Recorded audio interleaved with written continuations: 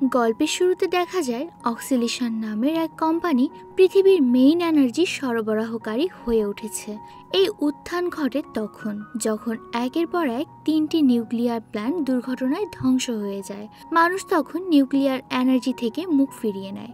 সেই সময়ে তেলের দাম হঠাৎ করে বেড়ে যায়, কারণ একদিকে লোভী ব্যবসায়ীরা, আরেকদিকে পরিবেশবাদী উগ্রপন্থীরা নিজেদের মতো করে সবকিছু নষ্ট করে দিচ্ছে।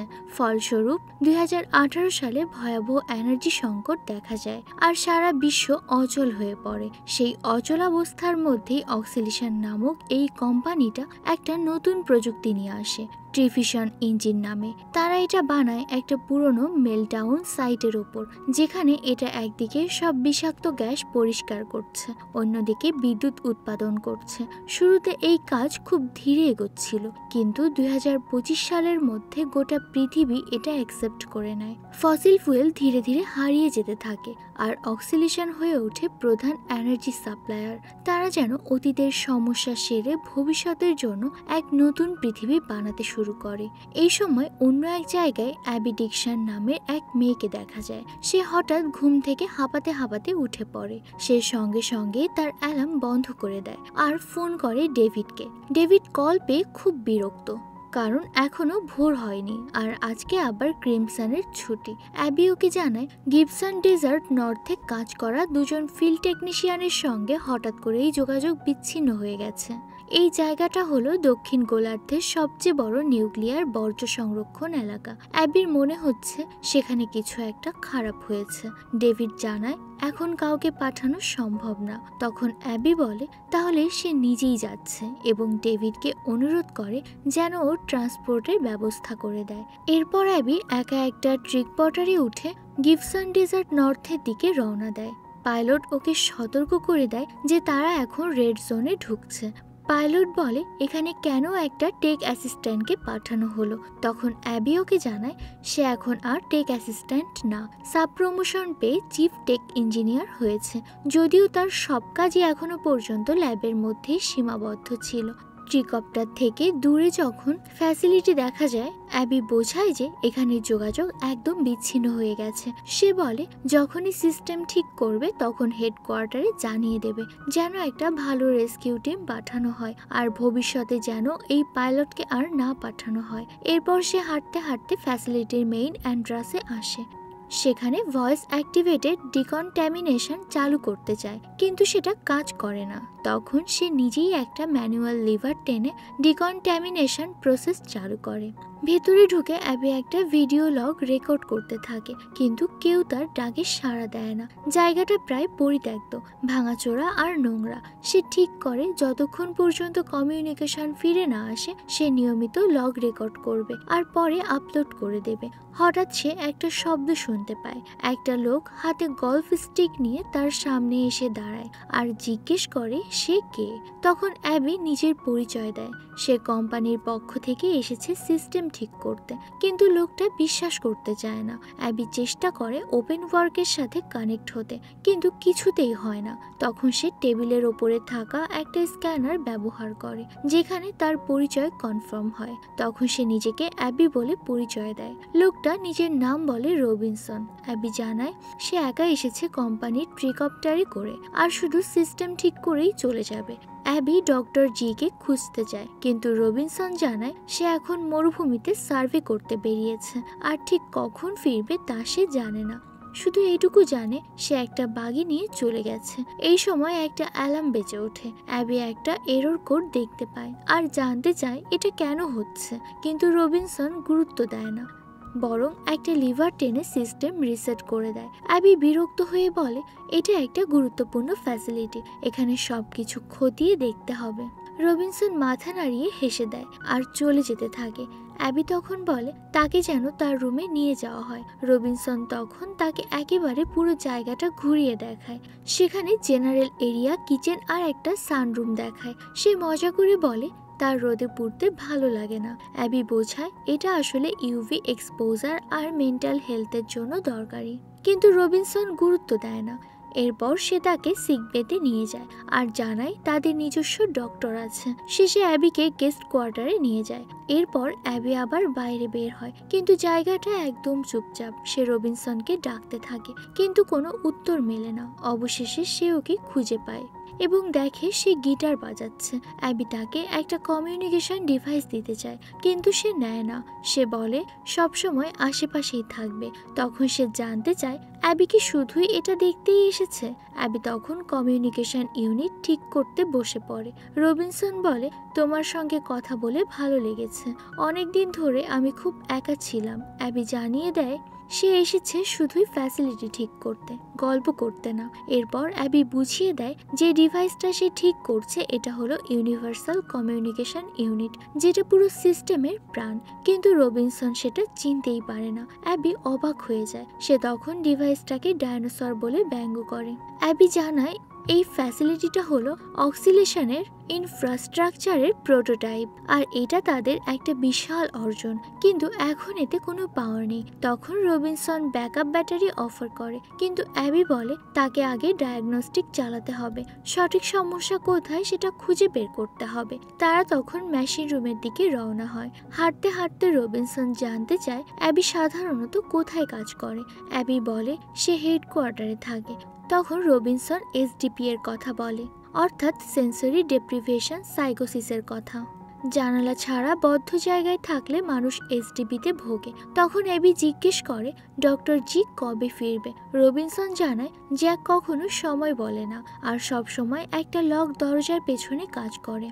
সে জানায় তার কাজ শুধু জ্যাকের রাস্তা থেকে সরে থাকা আর মাঝে মাঝে ল্যাবের আশপাশ থেকে জঞ্জাল সরানো। সে বলে জ্যাকের ল্যাবটা অ্যাবি দেখতে যাবে কিনা। অ্যাবি জানায় রিপোর্টে অ্যাবনর্মাল কোনো কিছু ধরা পড়েনি। তখন রবিনসন বলে জ্যাক কখনোই তাকে ভেতরে ঢুকতে দেয় না। তার মতে ল্যাবটা এতটাই বোরিং যে অ্যাবি ঘুমিয়ে পড়বে। তারা যখন মেশিন রুমে পৌঁছায়, রবিনসন জানতে চায় এখানেই কি নিউক্লিয়ার বর্জ্য রাখা হয়। অ্যাবি জানায় না, সেগুলো সব সিল করে অনেক গভীরে পুঁতে রাখা হয়েছে। এই ঘরটায় রয়েছে কুলিং সিস্টেম, দুটো ফ্যান যা 2 লাখ বছর পর্যন্ত টিকে থাকার মতো ডিজাইন করা হয়েছে। আসল শক্তি আসে ট্রিফিশন ইঞ্জিন থেকে, যেটা রেডিও অ্যাক্টিভ বিকিরণ থেকে শক্তি টেনে এই ফ্যানগুলো চালায়। দুটো ফ্যানকেই একসাথে চলতে হয়। একটাও যদি বন্ধ হয়ে যায় তাহলে কয়েক মিনিটের মধ্যেই পুরো ফ্যাসিলিটি গ্যাসে ভরে উঠবে। এখনো পর্যন্ত কখনো কোনো ফ্যান নষ্ট হয়নি, শুধু রোবটরাই ট্রায়ন চেম্বারে ঢোকে। এখানে গ্যাসের এত চাপ যে স্যুট পরেও কোনো মানুষ 48 ঘন্টার বেশি সেখানে টিকতে পারবে না। রবিনসন জানতে চায় দ্বিতীয় ফ্যান কোথায়। অ্যাবি বলে সেটা ডিপ বুরিয়ালে, আর সেখানে যেতে 14 লেভেলের ক্লিয়ারেন্স লাগে। তারপর অ্যাবি বলে সিস্টেমটা দেখে মনে হচ্ছে সব ঠিক আছে, তাহলে সমস্যাটা নিশ্চয়ই আরো গভীরে কোথাও। রবিনসন জানতে চায় সে কি ডিপ বুরিয়ালটা দেখতে পারে। অ্যাবি সোজা না করে দেয়, বলে কেউ সেখানে যেতে পারে না। কিন্তু রবিনসন বলে ডক্টর জি তো যান, সে প্রায়ই নিচের শব্দ শোনে। অ্যাবি বলে সে ভুল শুনেছে হয়তো, জি তো ওই জায়গায় ঢোকার অনুমতি নেই। কিন্তু রবিনসন বলে আমি শিওর সে নিচে যায়। কথা বলতে বলতে হঠাৎ করেই রবিনসন অসুস্থ হয়ে পড়ে। অ্যাবি দৌড়ে যায় ওর কাছে, কিন্তু কয়েক সেকেন্ড পরেই সে উঠে দাঁড়ায় যেন কিছুই হয়নি। অ্যাবি চিন্তিত হয়ে ওকে মেডিকেল চেক আপ করাতে বলে, কিন্তু সে রাজি হয় না, সোজা হেঁটে চলে যায়। পরে অ্যাবি নিজের ঘরে ফিরে একটা রিপোর্ট রেকর্ড করে। সে জানায় সে সকালে এসেছিল আর এসে দেখে ডক্টর জি নিখোঁজ। যদিও বলা হচ্ছে সে মরুভূমিতে সার্ভে করছে। সে বলে কেয়ারটেকার রবিনসন কোনো রকম কোঅপারেট করছে না। এখনো পর্যন্ত যোগাযোগ ব্যবস্থা বন্ধ, আর প্রাথমিক টেস্টেও কোনো সমস্যা ধরা পড়ছে না। আর এই ফ্যাসিলিটি একদম অবহেলিত। অ্যাবি তখন প্রশ্ন তোলে এই লোকটাকে কে নিয়োগ দিয়েছে। রাতে ঘুমানোর সময় অ্যাবি দুঃস্বপ্ন দেখে। সে ঘুম থেকে উঠে গোসলে যায়। গোসল করার সময় সে হঠাৎ দেখতে পায় রবিনসন চুপচাপ দাঁড়িয়ে আছে দরজার কাছে। সে পেছনে ফিরতেই রবিনসন ভয় পেয়ে সরি বলে চলে যায়। পরদিন সকালে কিচেনে রবিনসন এই ঘটনার প্রসঙ্গ তোলে। সে বলে দরজার লক খারাপ ছিল আর এমনটা হবে না। সে আরো বলে সে আসলে অতিথি সামলাতে অভ্যস্ত না। সে খেয়াল করে অ্যাবি ডিভাইসটার দিকে। তখন অ্যাবি জানায় এটা আসলে সব তথ্য রিপোর্টিং এর জন্য, সরাসরি অক্সিলেশনের কাছে পাঠানোর জন্য। এটা তার কাজ। প্রোটোকল অনুযায়ী তাকে এটা করতে হয়। অ্যাবি জানতে চায় ডক্টর জি ফিরেছে কিনা। রবিনসন বলে না, কিন্তু তার না ফেরা স্বাভাবিক। এরপর সে অ্যাবিকে একটা কফি অফার করে আর বলে এটা নাকি পৃথিবীর সেরা। অ্যাবি না করতে চায়, কিন্তু সে জোর করে। এরপর অ্যাবি আবার ওকে মেডিকেল চেক আপ করাতে বলে, কারণ এখানে সিরিয়াস হেলথ রিস্ক আছে। শুরুতে রবিনসন রাজি হয় না, কিন্তু পরে নিজের সম্পর্কে জানায় যে একসময় তার ক্যান্সার হয়েছিল, কিডনিতে সমস্যা হয়েছিল আর সে প্রচুর মদ খেত। তার বোন মার্গো তাকে সাহায্য করেছে, এখন সে সুস্থ। এরপরে যখন অ্যাবি কাজ করে তখন রবিনসন পাশে এসে বসে। সে এলোমেলো গল্প শুরু করে। একবার এক বৃদ্ধ লোকের বাড়ি পরিষ্কার করছিল যখন সে মাদকাসক্ত ছিল। সে বলে সে অন্য কারো ঘরে ফ্লোরে পড়ে গেছিল আর মনে হচ্ছিল ওটাই ওর বাড়ি। রবিনসন জানতে চায় অ্যাবির জীবন সম্পর্কে, তার কোনো বন্ধু আছে কিনা বা পরিবারে কেউ আছে কিনা। অ্যাবি বলে না। তখন সে মজা করে বলে তাহলে ওকে মনে হয় অক্সিলিশনই মানুষ করেছে। অ্যাবি বলে তার বাবা আছে, কিন্তু তার সঙ্গে কোনো সম্পর্ক নেই, সে কথা বলে না। রবিনসন আবার জিজ্ঞেস করে সে কি ছুটির দিনে একা থাকে। অ্যাবি বলে তার বন্ধু আছে। তখন সে জানতে চায় কারা। অ্যাবি হাসতে হাসতে বলে টেসলা, জব আর কুকুর। রবিনসন হেসে ওঠে। এই সময় অ্যাবি খেয়াল করে সেখানে গ্যাসের মাত্রা খুব বেশি। রবিনসন সন্দেহ করে কেউ ডিপ বুরিয়ালে ঢুকেছে কিনা। অ্যাবি বলে সেটা সম্ভব না। রবিনসন বলে এমনকি ডক্টর জিও এমন স্পাইক তৈরি করতে পারবে না। অ্যাবি বলে এটা নিশ্চয়ই তার যন্ত্রপাতির ত্রুটি। রবিনসন চলে গেলে অ্যাবি আবার একটা রিপোর্ট রেকর্ড করে। সে জানায় জি এখনো নিখোঁজ আর সে চিন্তিত। সে বলে রেড জোন বাড়ছে, যেটা একদমই পসিবল না এখানে। সে ভাবে এখানে যন্ত্রপাতির সমস্যা। সে মনে করে রবিনসন ততটা দক্ষ না যতটা সে মনে করেছিল। নিশ্চিত হওয়ার জন্য সে ঠিক করে মিটারগুলো আবার ক্যালিব্রেট করবে। কাজ করার সময় ক্যামেরা ফিডে হঠাৎ একটা ছায়ামূর্তি দেখতে পায় অ্যাবি। ভালোভাবে খুঁজতে থাকে। এই সময় হঠাৎ পিছন থেকে রবিনসন এসে দাঁড়ায় আর অ্যাবি ভয় পেয়ে যায়। রবিনসন সরি বলে এভাবে ভয় দেখানোর জন্য। এরপর অ্যাবি জানায় সে ক্যামেরায় কিছু দেখেছে। রবিনসন ফিডটা দেখে কিন্তু কিছুই বলে না। অ্যাবি জানতে চায় এটা কি ডক্টর জি হতে পারে। তখন রবিনসন বলে আমার মনে হয় না জি আর ফিরবে। অ্যাবি তখন ওকে মনে করিয়ে দেয় সেদিনই তো সে বলেছিল জি গতকাল বের হয়েছিল, কিন্তু রবিনসন অস্বীকার করে। এরপর সে বলে ডক্টর জি একসময় মানসিকভাবে ভেঙে পড়েছিল। সেটা হয়তো ছিল আইসোলেশন টেস্টিং অথবা রেডিয়েশনের প্রভাবে। সে থেমে যায় আর কিছু বলে না। গলফ খেলতে যাবে বলে চলে যায়। অ্যাবি তখন তাকে থামিয়ে দেয় আর বলে এখানে পাওয়ার লাইনগুলো ইচ্ছে করে কাটা হয়েছে। এবার সত্যি বলো কি ঘটেছে। তখন রবিনসন মুখ খোলে। রবিনসন জানায় জি সবসময় কন্ট্রোল রুমে থাকতো, কিন্তু হঠাৎ একদিন সে রেগে গিয়ে চিৎকার করতে থাকে আর রবিনসনকে দোষ দিতে থাকে ফ্যান ভাঙার জন্য। তখন রবিনসন ভয় পেয়ে লুকিয়ে পড়ে। এরপর সে শুনতে পায় ওপরের দরজা কেউ খুলছে। সে সেখানে গিয়ে দেখে জি তখন একটা বগি নিয়ে বেরিয়ে গেছে।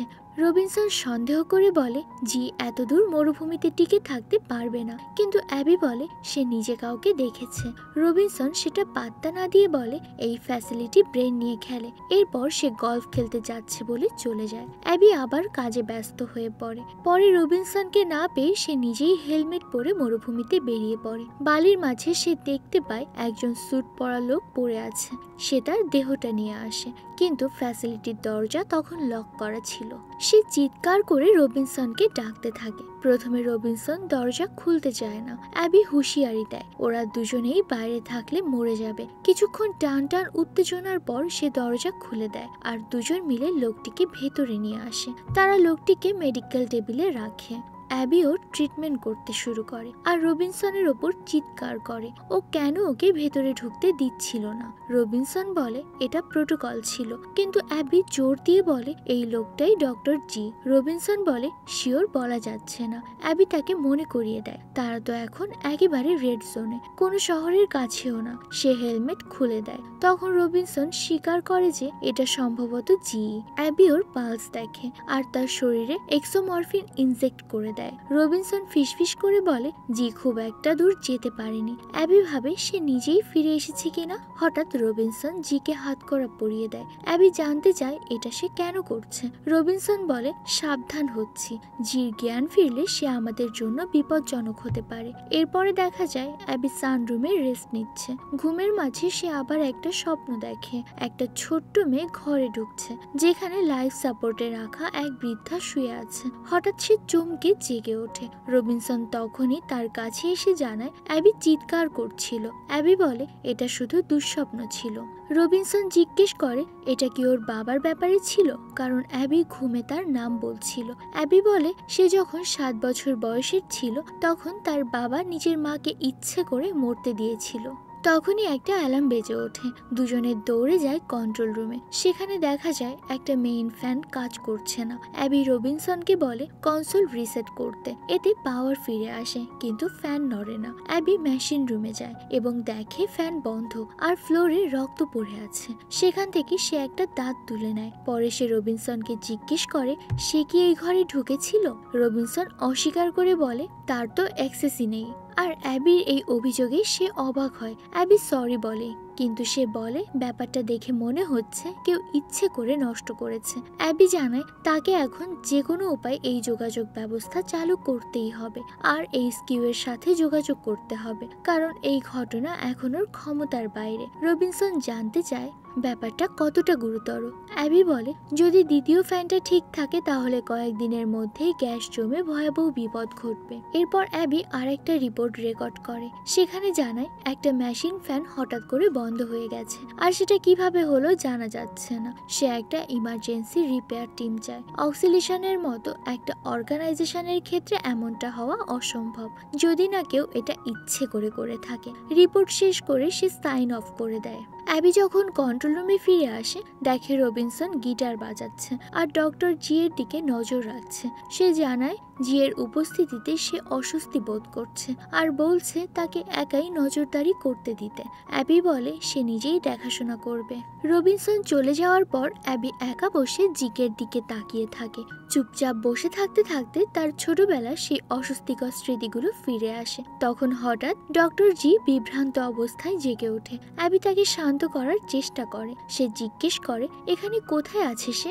অ্যাবি জানায় এটা অক্সিলেশনের গিবসন ডেজার্ট নর্থ ফ্যাসিলিটি। জি কিছুই বুঝতে পারে না। সে রবিনসনের নাম চিৎকার করে ডাকে। অ্যাবি তখন নিজের পরিচয় দেয় সে এই ফ্যাসিলিটির নতুন ইঞ্জিনিয়ার। সে আশ্বস্ত করে জিকে আর বলে ডক্টর জেফরি সেলস তাকে হ্যালো বলতে বলেছে। সে জানায় সেলস তাকে বলেছেন জি হলেন সবচেয়ে প্রতিভাবান নিউক্লিয়ার কন্টেইনমেন্টের সায়েন্টিস্ট। এই সময় রবিনসন সেখানে চলে আসে। সে অ্যাবিকে খাবারের ট্রে দেয়। জি বলে আর ভালো লাগছে না, তারপর আবার শুয়ে পড়ে। অ্যাবি বলে হয়তো হাইজিন সাপ্লাই দিলে জি একটু ভালো বোধ করবে। রবিনসন তখন সেগুলো আনতে বেরিয়ে যায়। রবিনসন বেরিয়ে যেতে অ্যাবি জিকে প্রশ্ন করে। জি জানায় ওই লোকটা রবিনসন স্কট না।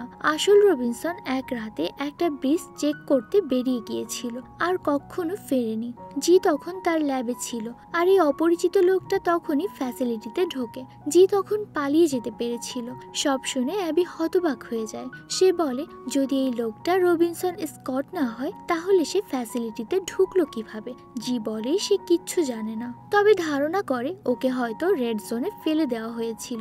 জি জানে না লোকটা আসলে কি চায়, কিন্তু বলে এখন তাদের এখান থেকে বেরিয়ে যেতে হবে। অ্যাবি বলে এখন কোনো পিক আপ নেই, এই স্কিউয়ের সাথে যোগাযোগ করতে হবে। যদিও সিস্টেম কাজ করছে না, সে বাগির অ্যান্টেনা ব্যবহার করে সিগন্যাল রিরাইট করতে পারবে। জি তাকে বলে যেন সে একটা গোপন SOS সিগন্যাল পাঠায়। যতক্ষণ ভুয়া রবিনসন ধরে নিচ্ছে যে অ্যাবি কিচ্ছু টের পায়নি, তারা হয়তো নিরাপদ। এরপর জি একটা 2-ওয়ে রিসিভার টিউন করে যাতে ঘরটা মনিটর করা যায়। অ্যাবি মাথা নাড়ে আর কন্ট্রোল রুমে ফিরে আসে। সেখানকার প্রজেক্ট চালিয়ে সে দেখে পুরনো ফুটেজে ভুয়া রবিনসন একটা পরিবারের সাথে পোজ দিচ্ছে হাসি মুখে। জি তখন তাকে সতর্ক করে লোকটা আবারও ফিরে এসেছে। অ্যাবি দৌড়ে বাইরে যায়। জির ব্যাগ থেকে অ্যান্টেনা বের করে এবং একটা ডিস্ট্রেস মেসেজ পাঠায়। সে জানায় এক লোক ভুয়া রবিনসনের ছদ্মবেশে ঢুকে পড়েছে আর জি পালাতে চেয়েছিল তার কারণে। এদিকে ভেতরে তখন ভুয়া রবিনসন ডক্টর জিকে পরিষ্কার পরিচ্ছন্ন করছে,